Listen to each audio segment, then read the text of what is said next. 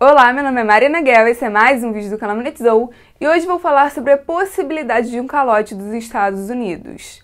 O que aconteceu? Porque teve tanta notícia sobre, será que a dívida americana está insustentável? Será que os Estados Unidos têm chance de quebrar? Vou falar sobre tudo isso hoje, então fica até o final que hoje o vídeo tá bom. Então vamos lá, o que aconteceu? Porque começaram a falar tanto sobre a possibilidade de um calote americano. Os Estados Unidos ele gasta mais do que ele arrecada. E para o governo conseguir funcionar, ele precisa emitir dívida. E teoricamente, essa dívida tem um teto, Existe um limite máximo que ela pode atingir, um valor máximo que o governo pode emitir em títulos, que seria o chamado teto da dívida. Então sim, existe o teto da dívida e o governo sempre tem que respeitar o teto vigente. Mas, na prática, quando a gente olha para a história dos Estados Unidos, o que vem acontecendo com o teto, a gente poderia discutir se ele realmente serve para alguma coisa, Se o objetivo do teto realmente está sendo respeitado no longo prazo. No sentido de que sempre que o governo precisa aumentar a dívida, ele consegue aumentar o teto. Então, assim, é um padrão na história americana. E na prática, mesmo com a existência desse teto para dívida, o endividamento americano é absurdamente alto. A dívida americana sobre o PIB americano, para vocês terem uma ideia, é acima de 100%, então realmente é uma coisa assustadora. Agora, isso foi pressionado por causa do coronavírus, por causa da pandemia e os gastos extraordinários que teve no período. E aí vale o comentário que o último reajuste do teto foi em 2019, que ele aumentou mais de 40%. Então, um reajuste bem elevado. E mesmo assim, o teto já está sendo estourado novamente, Já foi estourado numa janela de tempo muito curta. E tudo bem, como eu falei no período, a gente teve a pandemia, que impactou muito, levou esse endividamento muito para cima. Só que é importante entender que isso é um padrão americano.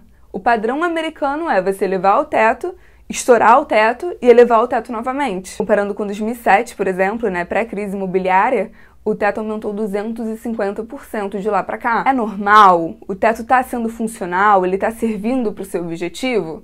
Vale pensar. Agora, o motivo do vídeo, os Estados Unidos estourou o teto novamente. O teto que estava num valor pequeno, um valor humilde, 31,4 trilhões de dólares. E com isso veio toda a discussão se ele iria dar ou não um calote. Porque com o teto estourado, o governo não consegue mais emitir dívida para conseguir funcionar.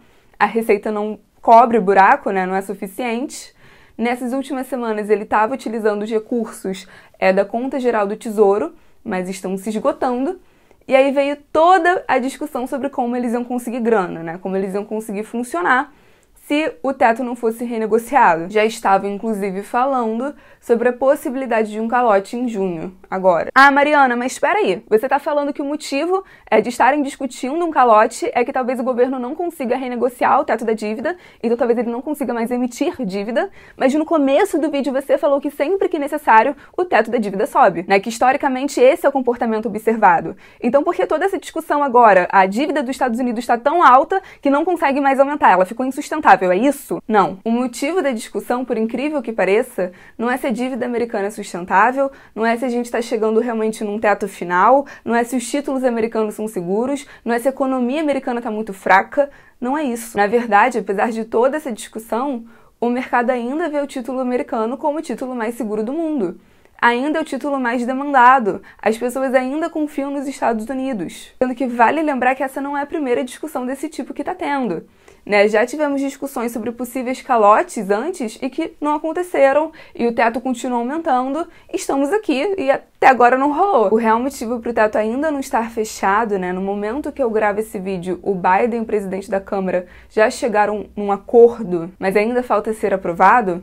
O real motivo para isso, para essa demora, tem muito mais a ver com questões políticas do que questões econômicas. É importante entender isso. Por quê? Porque a aprovação de um novo teto com uma folga muito grande poderia ajudar o Biden em ano eleitoral, a ele usar a máquina pública, o que poderia ajudar na reeleição dos democratas, que obviamente os republicanos não querem. Então a grande discussão que está tendo agora tem muito mais a ver com jogatina política do que de fato nível de endividamento americano.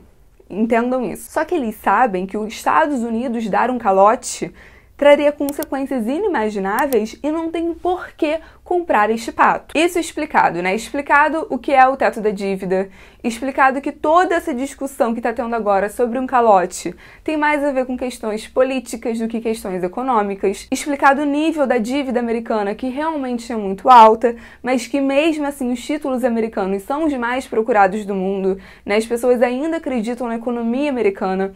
Falado tudo isso, como que é possível, né? Como que é possível um país ter um endividamento tão alto quanto os Estados Unidos, aumentar o teto da dívida de forma consecutiva como os Estados Unidos, emitir dívida como os Estados Unidos, aumentar a sua base monetária como os Estados Unidos e ainda assim ser visto como um país seguro? As pessoas ainda assim não duvidarem do título americano, as pessoas ainda assim confiarem na moeda, olharem para o dólar como reserva de valor, inclusive, né? Como que isso acontece? Como que essa conta fecha? Pra gente entender tudo isso, a gente tem que entender como isso começou. A dívida americana começa a se comportar dessa forma, né, aumentar absurdamente em 1971.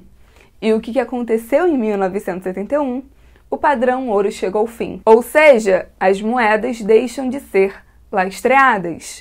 O dólar deixa de ser lastreado ao ouro. E foi uma coisa que eu falei, inclusive, no meu último vídeo aqui do canal, né?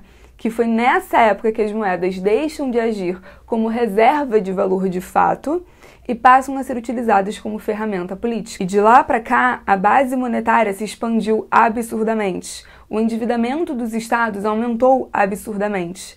E, ok, foi acentuado na pandemia, né, agora, mas é um comportamento observado desde o fim do século XX. Isso não é um comportamento exclusivo dos Estados Unidos, mas algo observado ao redor do mundo, né, no mundo inteiro. Mas aí vem a grande questão que tem que ser considerada. Com essa nova organização mundial, os Estados Unidos ganham um superpoder. Todos os países se endividaram, todos os países aumentaram a base monetária, mas só um país controlava a moeda mundial. Só um país tinha uma moeda que era demandada por todos. Só um país tinha uma moeda que era utilizada nas transações internacionais. Só um país tinha uma moeda que era vista como reserva de valor, né, como forma de proteção, inclusive, que era os Estados Unidos com o dólar. E com essa dinâmica, né, controlando a moeda demandada por todos, controlando o meio de troca internacional, os Estados Unidos conseguiu inflar a sua base monetária sem sofrer tanto com inflação, por exemplo. Né? Sua moeda se inflaciona, mas menos que o real, menos que moedas de países emergentes, por exemplo. Isso também fez que o fato dos Estados Unidos ter uma economia deficitária, ou seja, que importa mais do que exporta, não fosse um problema. Com o fim do Bretton Woods, a balança comercial estadunidense ficou extremamente deficitária, né? Foi ladeira abaixo. Mas isso não virou um problema, não virou uma questão, porque as pessoas demandavam dólar. Então eles não têm que se preocupar com o descontrole cambial, por exemplo, da mesma forma que uma nação emergente se preocupa. Porque esses países que os Estados Unidos transaciona acabam acumulando dólar. Eles procuram dólar, demandam dólar.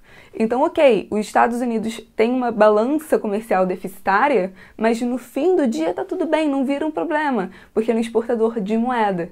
Ele é um exportador de dólar. Então, o fato da balança comercial dos Estados Unidos ser deficitária não vira um problema, porque no fim do dia o país exporta dólar, exporta moeda. E além disso, repito, não é só os Estados Unidos que está endividado. Só que aí vem um detalhe. Muitas dessas outras nações que estão endividadas têm dívida em dólar. Elas emprestam dinheiro para o governo americano.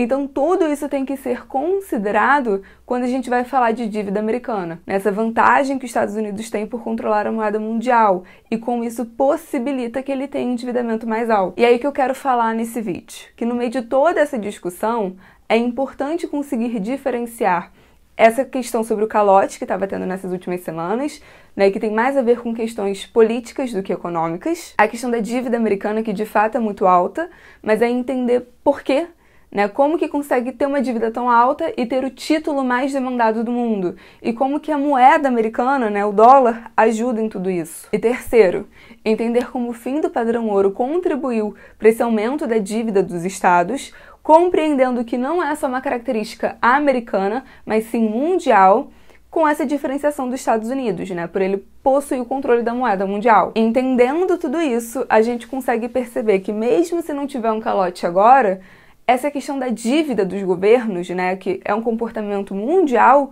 não vai ser resolvida. E os demais países que não têm essa vantagem que os Estados Unidos têm, acabam sendo afetados pela questão inflacionária, pela perda de poder de compra da moeda. E esse foi inclusive o tema do meu último vídeo aqui do canal, sobre como a moeda que a gente conhece hoje não tem essa noção de escassez. Então ela funciona muito mais como ferramenta política do que como reserva de valor. E por isso a importância de ter ativos escassos e que tenham valor real, como ouro, terra, o próprio Bitcoin, né, que tem uma noção de escassez, ações, que tem essa questão de realmente ter um valor intrínseco a elas, uma parte de uma companhia, uma sociedade. Tudo isso é importante. Então foi esse o vídeo de hoje, eu espero que vocês tenham gostado, dá um like, comenta o que vocês acharam e até o próximo vídeo.